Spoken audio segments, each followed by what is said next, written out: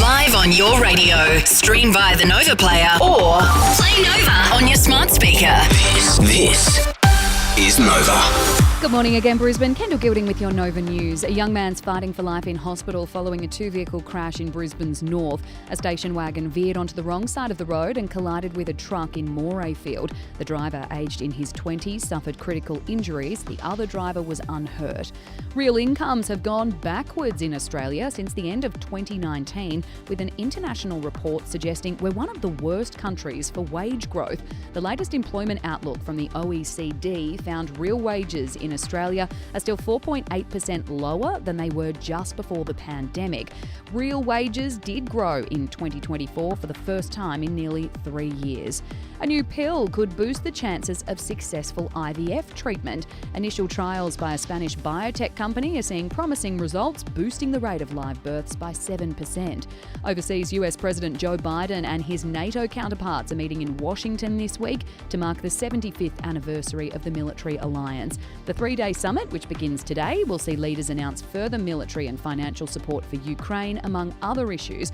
Deputy Prime Minister Richard Marles is there to represent Australia.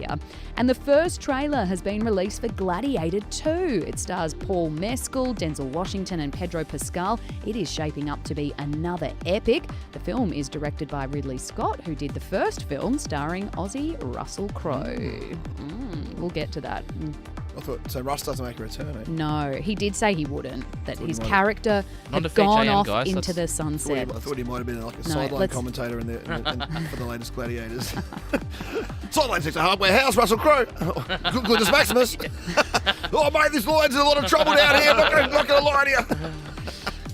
Gee, the news is off the rails. Yeah, that's over to a man who has watched the trailer with me. Mitch, what's happening in sport? Yeah, it's business time at Wimbledon. Alex de Minaur playing his quarterfinal from 11:45am Brisbane Sun. The Aussie take on Novak Djokovic. Daniil Medvedev becoming the first of the men to reach the Wimbledon semis overnight with a 5-set win over world number 1 Yannick Sinner. Carlos Alcaraz also winning through in the other quarter that has already played. And a mixed couple of days for Jared Waerea-Hargreaves in the NRL, 2 days after becoming the Roosters' most capped player ever at 307 games. JWH was last night handed a 4-match ban for a high tackle in the same match and won't return until round 25. Keep him fresh for the finals. Absolutely, mate. Because of 2 buys for the Roosters, it'll be like 7 weeks out.